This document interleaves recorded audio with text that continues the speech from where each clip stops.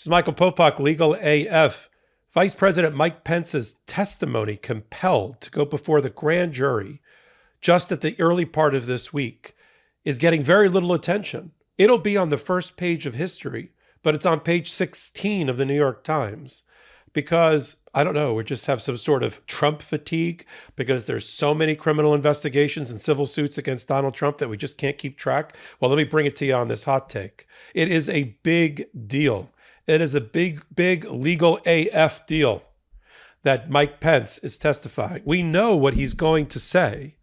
We know why he argued so hard to avoid his testimony, taking it all the way up to the D.C. Court of Appeals before they told him to get his backside into a seat in front of the Jack Smith's grand jury in the District of Columbia, one of 3 or 4 grand juries that we know are being currently run by Jack Smith that are all rapidly concluding to get to a charging or indictment decision by a recommendation by Jack Smith. Let's go back to Pence. We know what he's going to say.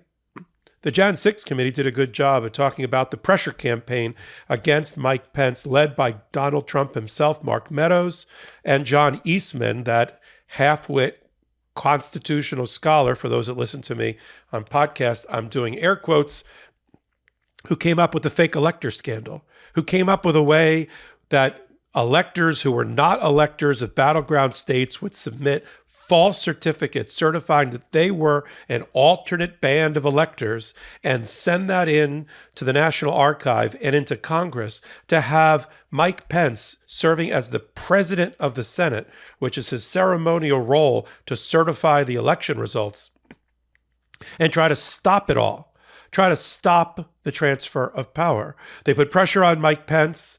Eastman, through his backdoor channels of the chief of staff for Mike Pence, his general counsel, his White House counsel, laid out some cockamamie, half-witted outline of constitutional, foundational analysis, all wrong, to tell Mike Pence that he could stop the certification and throw it back to each of the legislators of the different states, which are primarily dominated by Republicans, to try to throw the election to Donald Trump. And he had the right to acknowledge and certify the fake electors. All false. So the pressure campaign on Mike Pence, led by Donald Trump, executed by John Eastman, is going to be something that Mike Pence testifying earlier in the week for 7 hours. That's going to be a topic. What did Eastman tell you? What were you told that Eastman told you? And then Donald Trump had direct conversations with Mike Pence that we know about from various witnesses, including Mike Pence in his own memoir, So Help Me God. I know that sounds like the thing that he was going to say right before he got sworn into the grand jury, but it's the actual name, how ironic, of his memoir, Mike Pence. And in there, he said that he got a phone call from Donald Trump where Donald Trump said, Mike, you got to do this. Don't be a wimp. Stop the certification of the election. Don't transfer power to Joe Biden. If you don't do this, I made a mistake in picking you 5 years ago as vice president. We got a more colorful version of that phone call from 2 people that were in the room. Ivanka Trump, the daughter of Donald Trump on the Trump side, and her chief of staff. And they testified that Mike Pence was told the following by Donald Trump. Mike, you can either go down as a patriot or as a P word. Your choice. That is what Mike Pence is going to be asked about. Also being asked about every conversation he had with Donald Trump that would indicate that Donald Trump knew or should have known that he lost the election.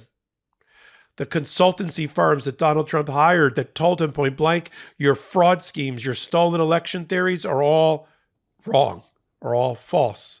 There's conversations that Mike Pence can testify and certainly did testify about directly with Donald Trump before Jan 6th, right after the election, leading up to Jan 6th.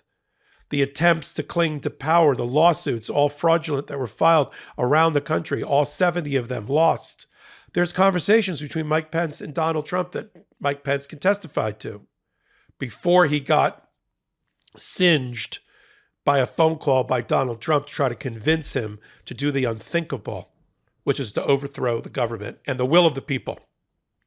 We also know that Mike Pence reached out and hired through his general counsel, his own constitutional scholar, because he didn't trust John Eastman. And he hired a former right-wing federal judge, very well respected in those circles, Michael Luttig, who told him, you cannot do this as vice president. Your role as the president of the Senate is ceremonial only.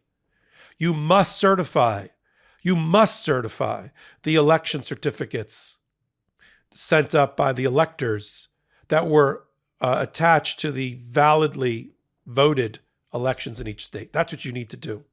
And using that advice and other advice from other vice presidents, apparently including Dan Quayle, got into the act. He did get back into that chamber after the attack on Jan 6th and pull the switch for democracy, ultimately, and avoid the coup that was being plotted by his president, his boss. So he's going to testify about that, testify about the pressure campaign, testify about the fake elector scheme, testify about his reservations, testify about what Donald Trump told him at those important moments on Jan 6th when he sat for 40 minutes, for 3 hours doing nothing in the dining room of the White House watching the Capitol burn. A fire that Donald Trump started, right? These are the things that Mike Pence will testify. Why isn't this getting bigger press? We've never had, even in the Nixon scandal, the most recent presidential scandal that brought down a White House and almost brought down a democracy. In that, we never had Spiro Agnew or one of the vice presidents testify against Richard Nixon. But here, page 16 of the New York Times. Like it's any given Sunday. Hey, interesting. It's beyond interesting. And to answer a question that comes up on social media, it is unlikely that he took the Fifth Amendment. It's unlikely that Mike Pence asserted his Fifth Amendment privilege against self-incrimination because he thinks he's the target of a crime. He did put up, people might be confusing, he did put up an initial fight against testifying to the grand jury, claiming that he was covered by the speech and debate clause of the U.S. Constitution because in his role as president of the Senate, he has certain speech and debate legislator type privileges. And Judge Boasberg, the chief judge of the D.C. Court of Appeals, or D.C. Circuit Court, in evaluating it said, for the limited time that you stood at that podium with a gavel, counting votes and things around that, sure, you ought to have a privilege related to that. But everything else and every conversation else and every email and text and analysis is fair game, and get yourself into the grand jury. The Court of Appeals agreed. Trump appealed. It was denied. And then within 10 hours of that court denying the appeal, the Department of Justice had enough and told Mike Pence, get into that chair. They weren't giving him any more time because, frankly, they want to wrap up these investigations just the way we do. They want to get to a charging decision one way or the other, just like we want them to. And so we know there's a series of grand juries that are present because of reporting about subpoenas that have been issued and topics that have been discussed, even though all of the grand jury machinery is supposed to be secret. But we know from the reporting, one is looking at the Jan 6th, the day of Jan 6th and everything about it, how we got there, what happened there, and who's responsible for what happened, for the siege laid on the Capitol. We have one related to the grift, Donald Trump raising hundreds and hundreds of millions of dollars, trying to separate his donors and followers from their money on the back of a lie that he won the election and it was stolen from him. That is another one. Mar-a-Lago and the purloined, mishandling, and stolen classified top secret documents by the president, now ex-president of the United States on the way out, is another topic. And Mike Pence, we don't know exactly which of the grand juries he's testifying in front of. Pretty sure it's the Jan 6th one and the clinging to power. Could also be the one related to the fundraising. But in any event, this should not end up in the dustbin of history or at the bottom of the birdcage, as they like to say about the old news business, right? Yesterday's news ends up at the bottom of a birdcage. Don't put this at the bottom of a birdcage. This is really, really important stuff. He did not likely take the Fifth Amendment, back to my original point, because we would have heard about it. Because if he took the Fifth Amendment, then the Department of Justice would have popped back out, gone back to Judge Boasberg, and had an argument about Fifth Amendment privilege, and the judge may have said, give him immunity if you want him to testify. But since we didn't hear about an immunity Fifth Amendment privilege struggle, it's likely that Mike Pence did not assert the Fifth Amendment, which would cast him as a potential criminal as he runs or considers a run for office. So he likely testified in a sharp and powerful way against his former boss behind closed doors. Trump's worried. If all the reporting about the 3 or 4 witnesses to his phone call, in which he called them the P word, called Mike Pence the P word, and I don't mean Pence, he said he's a wimp, commented to others that the calls to hang Mike Pence were appropriate. And if he said what we all believe he said, Donald Trump, about Mike Pence, that he made a mistake 5 years before in picking him because he wouldn't do his bidding to overthrow the country at the appropriate moment, then the social media posting that Trump put out as soon as he heard that Mike Pence was testifying, which is, I've always trusted Mike Pence, I'm sure he's doing the right thing. That's like whistling in the graveyard, because he knows that Mike Pence is telling the truth to save his own hide and avoid criminal culpability. And that's what happened this week. That's extraordinary. And I don't want it to be lost, which is why I'm bringing it to you again in this hot take so that you can digest it and understand it. I do hot takes like this about every day. I do them on the Midas Touch Network so you don't lose the thread of what's really important. And if we're right, that either Mike Pence is the last or the second to last witness in these prosecutions and these decisions to prosecute, are we going to see Mark Meadows? I mean, he got stripped of all of his executive privilege immunity. He's not a lawyer, so there's no attorney-client privilege. Are we going to see the former chief of staff, who is in every room that matters involving this coup, involving this insurrection, involving this conspiracy to cling to power? Every room, on every call, on every text, in every decision is Mark Meadows. Does that make him a target so that he's going to be charged along with Donald Trump? Isn't that more likely? That he's going to be a witness that's going to come in and not put up his Fifth Amendment privilege. Because if I were a betting person, if there's somebody that's going to put up their Fifth Amendment privilege against self-incrimination, besides John Eastman, it's Mark Meadows. So whether they get him to testify against himself and cannibalize himself or not doesn't matter, because that last piece of testimony by Mike Pence should be the dagger through the heart of Donald Trump in the cases that matter. We'll follow it on a show that I co-anchor on Wednesdays and Saturdays called Legal AF on the Midas Touch Network. And like I said, you can follow me here. If you like this content, do a thumbs up. It helps me bring this content to you uninterrupted. You can follow me on all things social media at Michael Popok, or at MS Popok, sorry,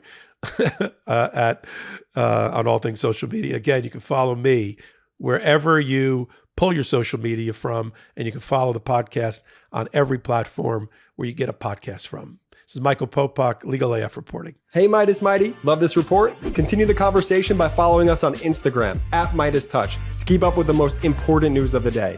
What are you waiting for? Follow us now.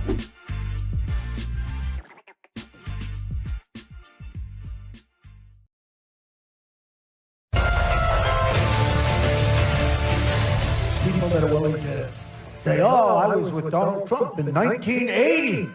I was sitting with him on an airplane. And he went after me on the plane. Yeah, I'm going to go after him. Believe me, she would not be my first choice, that I can tell. He's laughing then. Hi again, everyone. It's 5 o'clock in New York. It was a gross, really appalling, repulsive response then. It's gross and repulsive when you hear it again today, and I'm sorry for that, but it takes on new legal import. That was how Donald Trump denied an assault accusation from a woman named Jessica Leeds, who said he sexually assaulted her when the two sat next to each other on an airplane in 1979. Leeds had quite the response to Trump, saying that she would not be his first choice. I find that just ludicrous because he didn't pick me. I was there. I was available, and he was bored. That's all it was. That's all it was. Having a daughter, having a granddaughter.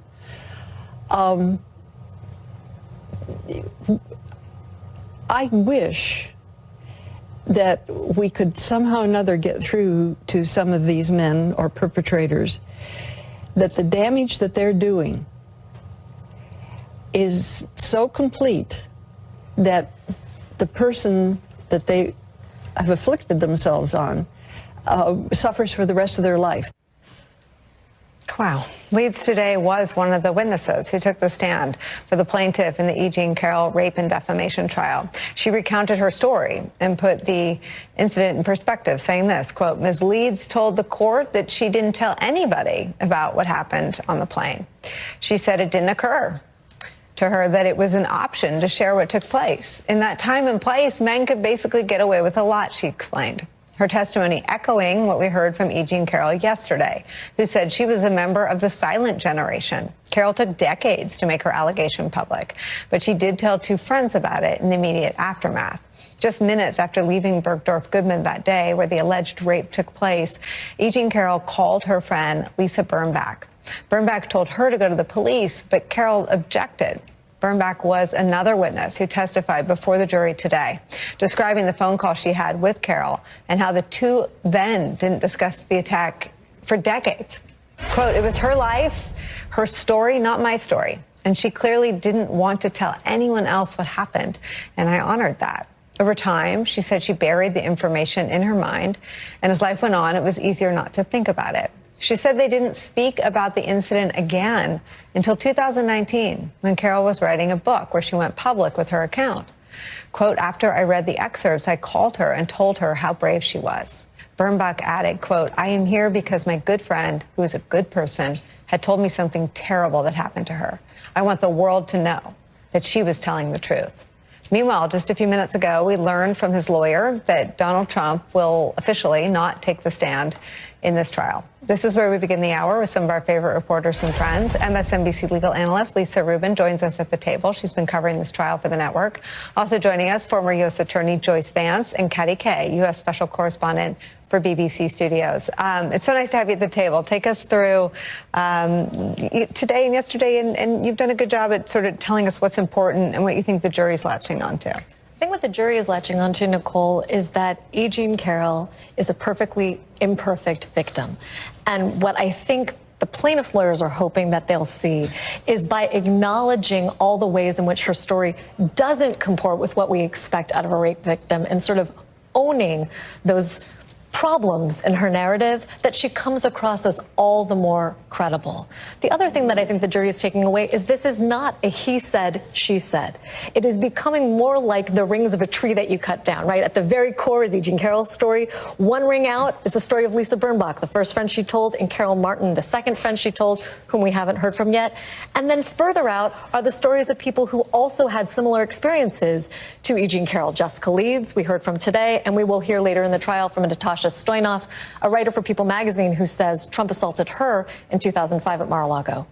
Joyce, this is the topic of something you've written about how some of the, and we were talking before we came on the air. I mean, the idea that there's a perfect rape victim narrative is insane. I've already used the word bat bleep crazy, so I won't use it again, but it's insane that she's being held up to someone who maybe responded in Tacopina's questioning better by screaming. I mean, and let's just say if she'd screamed, it's not like Tacopina would have questioned her any differently.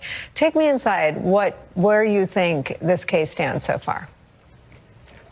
Right, so absolutely. And Tacopina, I'm told, actually mentioned my name yesterday in court, raising the notion that a small group of E. Jean Carroll's close friends supported her during the Second Circuit argument. We've been friends for years. And I think that whole situation really goes to what you're saying here, this notion that they wanted E. Jean Carroll to react in the way that they thought a rape victim should. And E. Jean Carroll apparently reacted and has testified in a manner that's authentic for her. In many ways, all of these notions that a rape victim is supposed to scream when she's attacked, that she's supposed to immediately go to the police, that she's supposed to suffer for the remainder of her life and not try to reestablish friendships, or even visit, as Carroll testified she has, Bergdorf Goodman's, where she continued to shop. This is this societal narrative that I say that the system and that sometimes perpetrators try to impose on victims. Carol is breaking out of that mold with her testimony. I want to show something that Jessica Leeds said. I want to talk about the legal significance of other accusers, but I don't want to gloss over this because I'm so hung up on it. That because she didn't scream, Tacopina, and I know this happened days ago, Tacopina wanted to drill down. Having covered the Trump presidency, Jeff Sessions cried. Rod Rosenstein cried. Neither men quit. 5 grown-ass men served as chiefs of staff. None of them have ever been reported to have stood up to him and told him what for. But a woman who was allegedly raped in a dressing room was supposed to scream. Is this a thing that all victims that we don't cover at the top of our newscasts endure when they're on the stand, Joyce? This is precisely what victims endure. And, we have evolved some in this country. It used to be that rape cases were less concerned with victims and more concerned with rectifying the property rights that husbands or fathers had in women who were, in essence, their property. We are more evolved than that, but perhaps not as far as we should be. And although victims are shielded from some questions to some extent about their prior criminal history or what they wore, we still see victims every day in courtrooms across this country who are subjected to this sort of grueling cross-examination, suggesting that they are lying about a sexual assault or some other sort of activity that's perpetrated against them because they didn't protest loudly enough. They didn't go to law enforcement indignantly. They didn't, let their families know what had happened to them. It's just an appalling sort of suggestion. It's really a re-victimization of these women, and it's why so many victims do not come forward and report. These cases are difficult to prosecute. They are often cases that even with additional evidence from, as in this case, other women who were attacked or even outcry witnesses that Carol spoke to right afterwards, ultimately in the mind of juries, they are often he said, she said, and they can be difficult to go forward with. Katty, let me show you what Jessica Leeds had to say to reporters about all this. I would like to express my support for E. Jean Carroll with her suit against Trump. Her story rings true to me. I also would like to encourage anyone who has suffered sexual aggression to know they are not alone and they can speak up. It seems society and perpetrators won't get the message of how damaging aggression is until it becomes apparent and it's so rampant, which it is. Go ask your mothers, your wives, your sisters, your daughters, and your sons. Thank you. What was it like testifying today? It's nerve-wracking. It's not fun. It's not fun. And I hope I never have to tell this story again.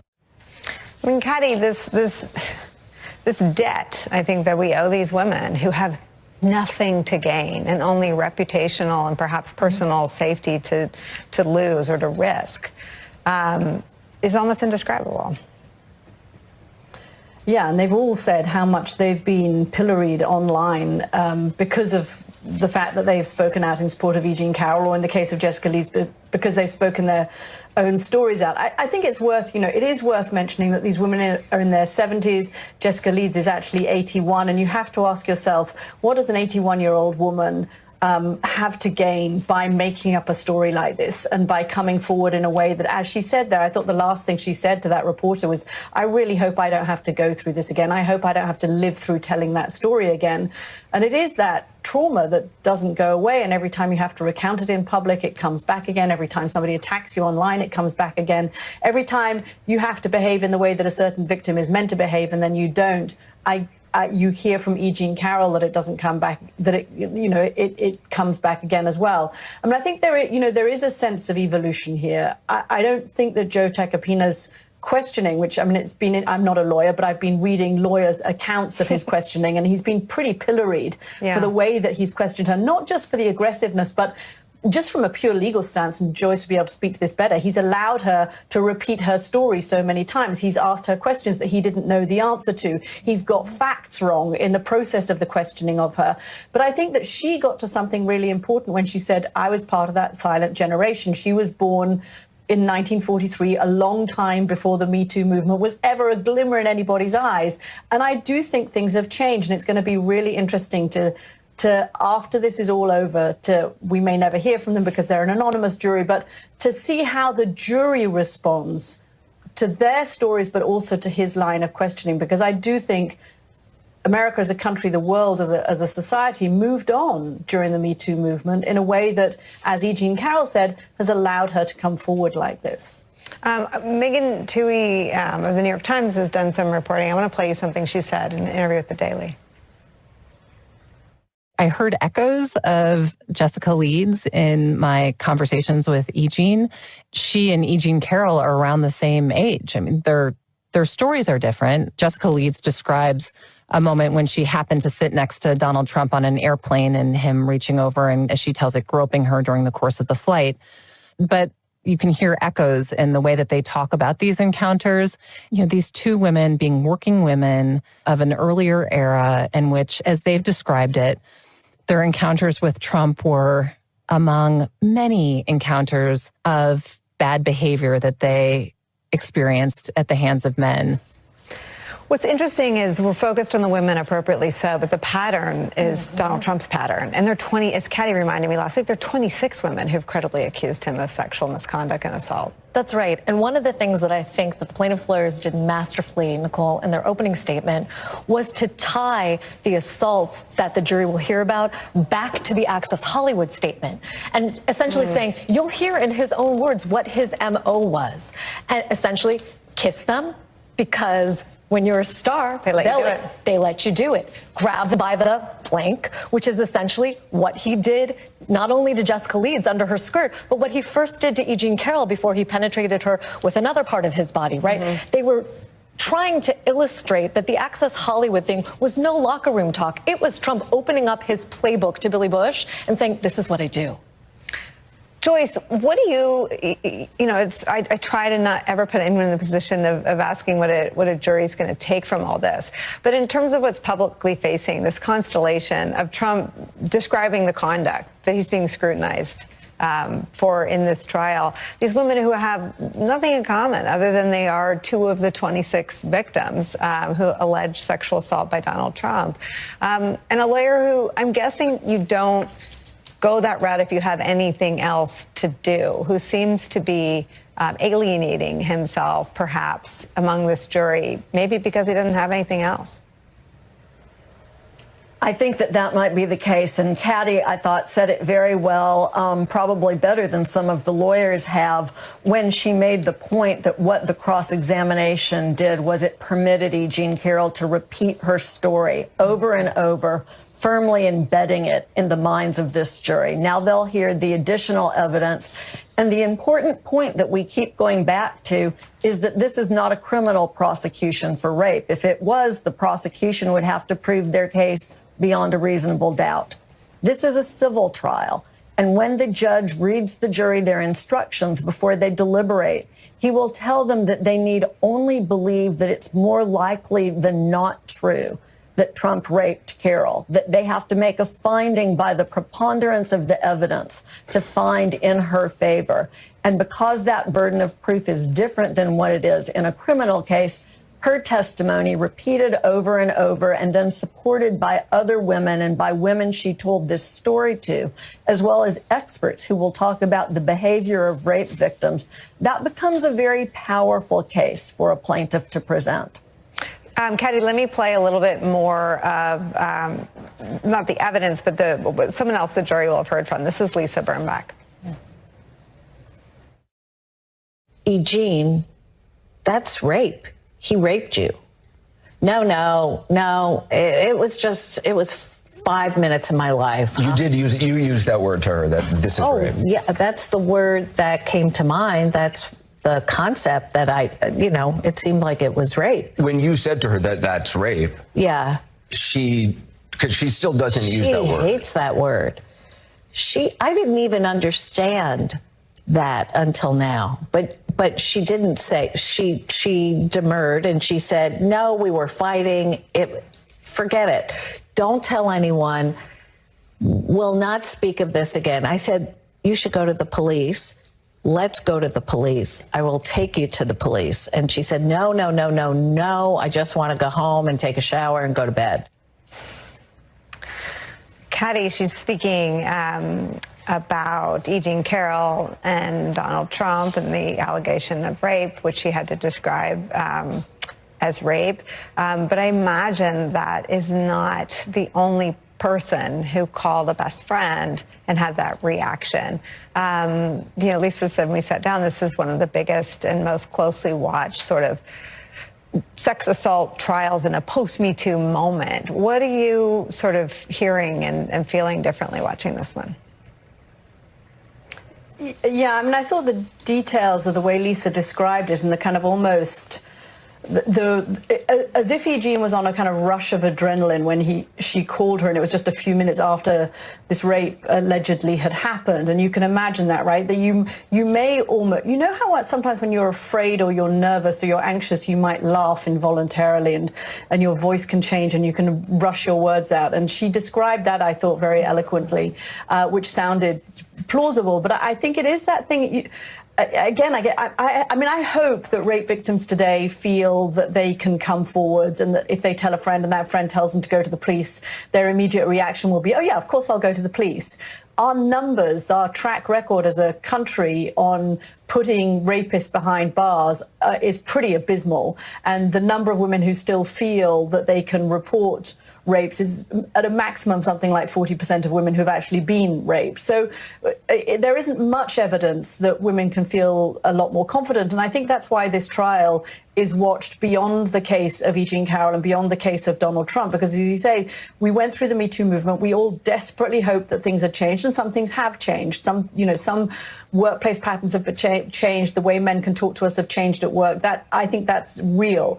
This is being seen, I think, as a test case of somebody who comes forward and says, okay, after all this time, I'm coming forward. I did tell people. I didn't go to the police. I don't know what a classic rape victim is, but I'm not going to play that part. And let's, and see what the jury decides. I mean, of course, Donald Trump has the right to defense. That's what Joe Tacopina is doing or trying to do. But it's up to the jury in the end to look at the evidence and decide what they believe happened. It is an incredible moment, and it's still a hard story to talk about, a hard thing to talk about. I'm really grateful to all of you. Lisa Rubin, thank you for being here at the table. Joyce Vance, thank you for starting us off. Katy Kay sticks around a little bit longer.